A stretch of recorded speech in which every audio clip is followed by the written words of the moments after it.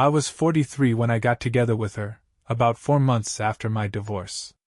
Back then, her kids were just 4 and 6 years old. We started dating, and honestly, things moved pretty fast. She was incredible, smart, beautiful, funny, and we just clicked on so many levels. The chemistry between us, both emotionally and physically, was off the charts. Sure, I knew 6 months probably wasn't enough time to jump headfirst into a serious relationship, but she made me feel something I hadn't felt in a long time, alive. I thought I'd hit the jackpot and told myself not to let fear or my past hold me back.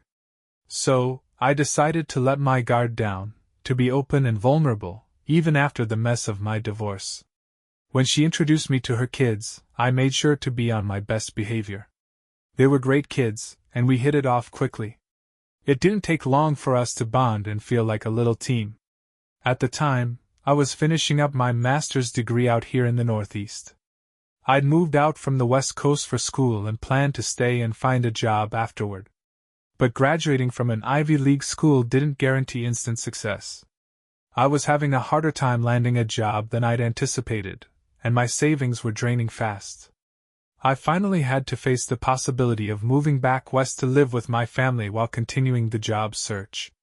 Here's where the first big decision happened. She invited me to stay with her and the kids for a while, just until I got on my feet.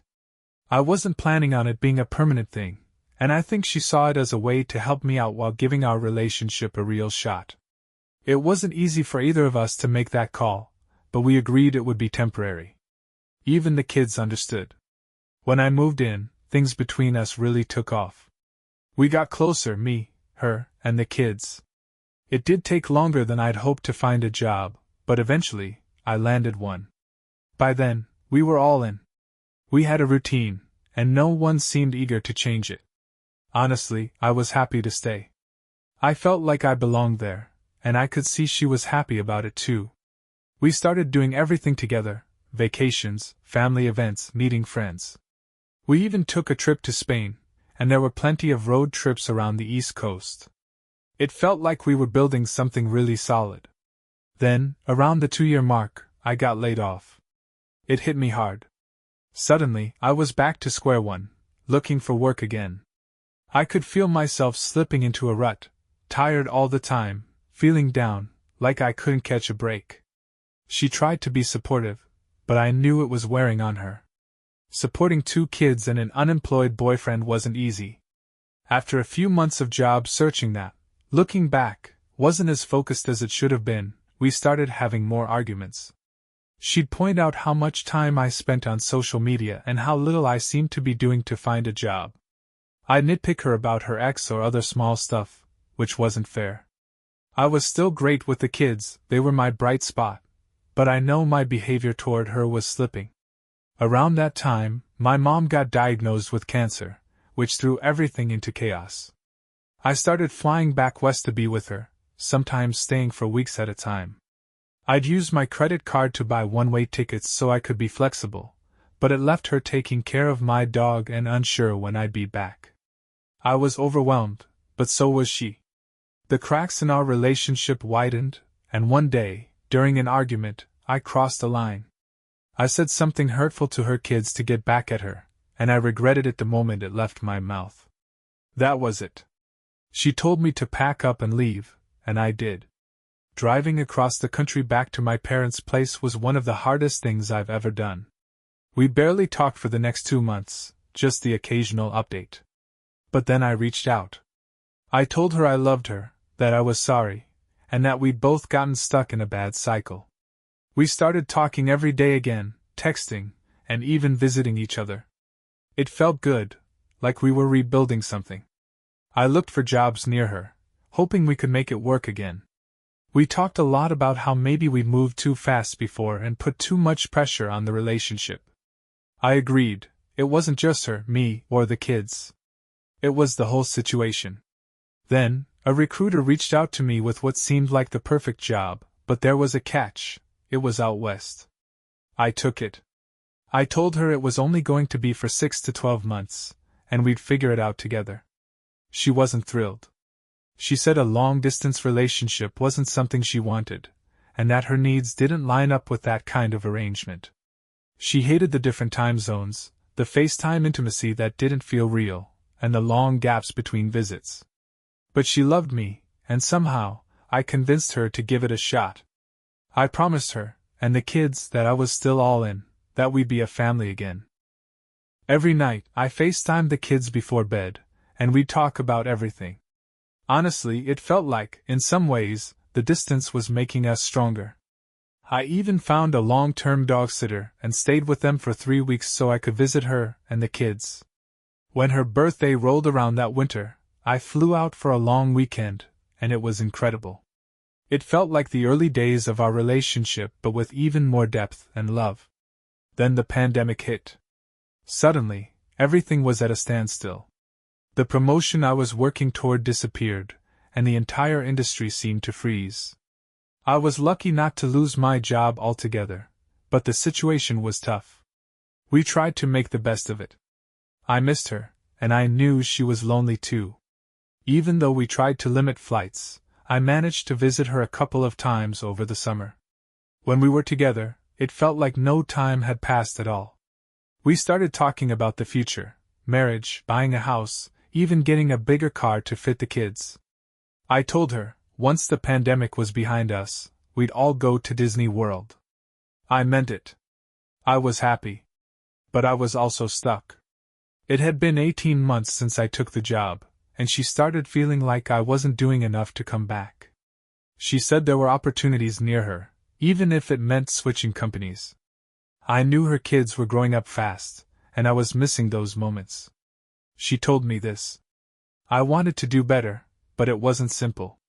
I'd planned to fly out for her birthday last month, but then things unraveled. A couple of days before my flight, I told her I was actually at my parents' place, one state over. I explained that I'd driven 8 hours to drop my dog off with them so I could stay longer when I visited her. She seemed surprised I'd made the trip without mentioning it, but I thought she'd appreciate the surprise. Then, almost casually, I mentioned that I'd applied for a job in DC and was already in the 3rd round of interviews. That hit her hard. She couldn't believe I hadn't told her I was job hunting, let alone considering positions outside her area. I tried to explain it was just for practice, that I had no intention of taking the job, and that I didn't tell her because I thought she wouldn't understand. But my reasoning didn't land, and she was crushed. She told me not to come after all, accusing me of stringing her along. I canceled my flight, angry and hurt, feeling like she was keeping me away. We didn't speak for a few days. When we finally did, I admitted I'd messed up. I told her I hadn't meant to hurt her, that I loved her and was doing everything I could to make my way back to her as soon as possible.